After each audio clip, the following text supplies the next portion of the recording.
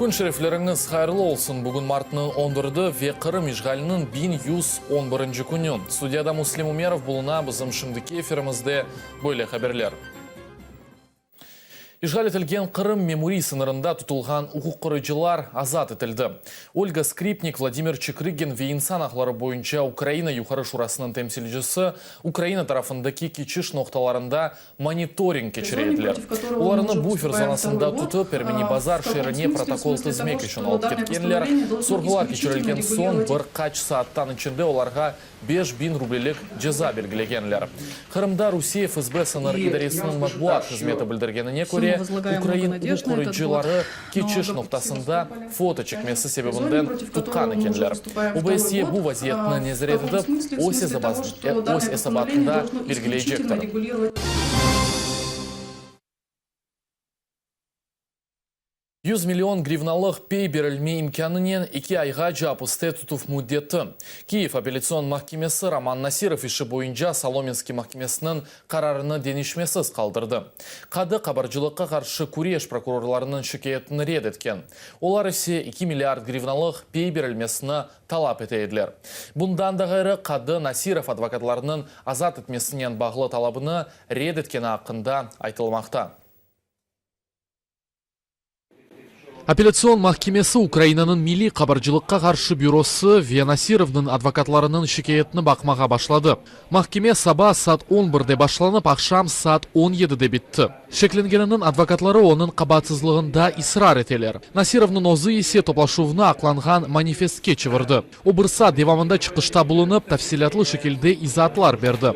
Айтқанына көре жинайет yok. Анишинганың шеркетлері үшін берги төлевлерінің тоқтатылығы эвелде құланылайды.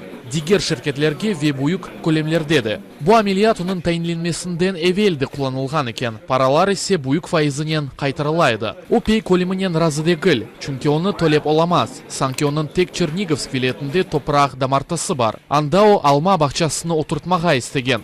Адвокатлар есе бүгінгі топлашуыны Рома империясының адлиясынен тыныштырдылар. Мені жинайетчілікте қабатламаға істейлер. Біріншіден бұл жинайеттегі ілбе себеплер де жоқ. Бұның әпісі мені СИЗОға отыртмақ үшін япыла. Екі бінгіл әвелсі де Хачка кермеге чағырғанлар. Прокурор Хачка чағырған. Прокурорлар 2 миллиард гривна көлемінде пей төлемеге талап етелер. Соломенск махкемесінің 100 миллион гривна бойынша қарары есе Насиров девлетке кетірген зиянны ақламай. Прокурорлар Насировның мал-мүлкні сайламаға башладылар. Бұл Черниговск вилетінде 50 сотқалық топрақ дамартысы оның фияты 2 миллион гривна. Бұндан да ғыры та 24 сотқалық топрақ Лондрадаки 2 дайре, Киевде бір қач дайрелер, Киев жыварында Бақчаевы, палы автомобиллер. Палы мүлк Насировның апайында да бар. На момент перших рішень про розстрочку Насиров тарафындан таксид бойынша 360-тан зиеде қарар имзаланды. Шеркетнің боржу 2 миллион гривнаны тешкил етті. Күзде Анишинканың боржу 2 миллиард гривнаны тешкил етті. Бұл пек файдалы позиция, чүнки девлет она о қадар берги төлемесінде мерақлы. борг вже складав 2 мільярди гривень. Тому говорити про те, що державі вигідно, це дуже цікава позиція, що державі вигідно, щоб їй не платили податки. Махкеме бірде-бір тарафның рижасына қол тұтмады. Соломенск махкемесінің қарарыны денешмесіз қалдырды. Поки він знаходиться в СИЗО, О СИЗОда болынғанына қадар біздерге телепе ақында лаф етмеге себебі СИЗО. Адвокатлары Насиров изат бермейжігіні білдірділер. Насиров махкеме топлашуыны сияси оларақ адlandырды. Құрма тарафым инсан ақлары бойынша юқары шураға мұражатнен болынып, сонки позициямызны имае етежеклер. Невбет еткен фаалиетчілер оның матбуат конференциясын боздылар.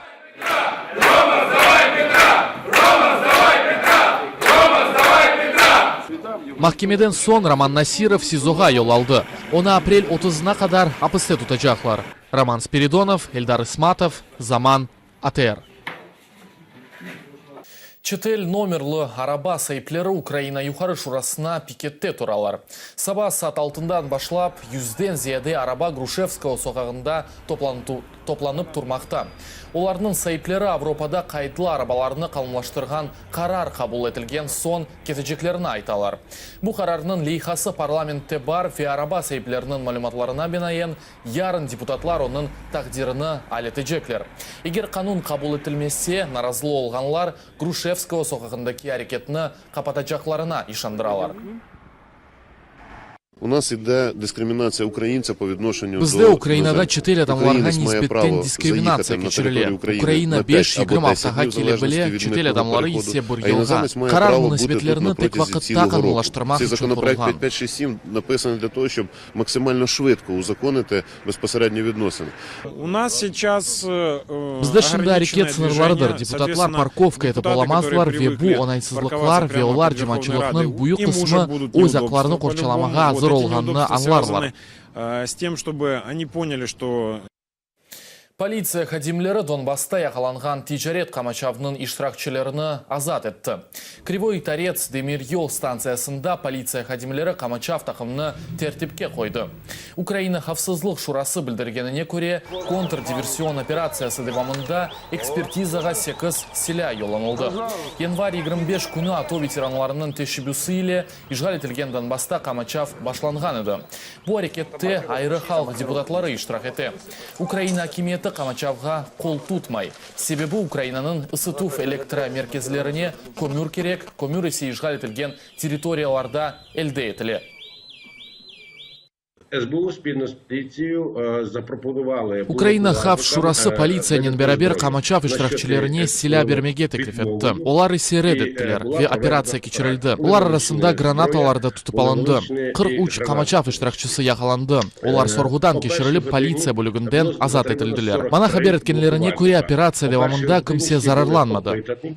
Відпущені із відділків поліції. Крім учасників блокади, як так Блокада иштиракчыларынден гайры 43 кіші яқаланды. Та 40-тан зияды инсан тешкірілді. Олар да яқаланған еділер. Яғни умумен Троицкте 80-ден зияды инсан яқаланған еді. Більше 80 осіб сьогодні в Торецьку було затримано, скажімо так, відпрацьовано. Ақшам мұстақылық мейданында блокада тарафдарларының митингі кечті. Наразылар ижғал етілген территорияларының тижаретіні тоқтатмаға талап еттілер. İnsanlar банковскайдaki Украина президентінің мемуриетіне келіп, Петр Порошенкоға мұраджат еттілер. Наразылар акцияларыны девам етмеге ишандыралар.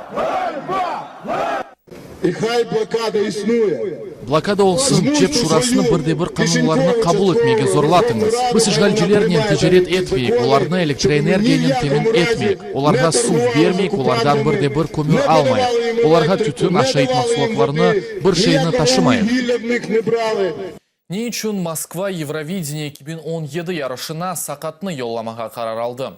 Русия пайтақтының сакинлері ве шер мусафирлері Радио Свобода мұхберлерінің суаліне жауап берділер.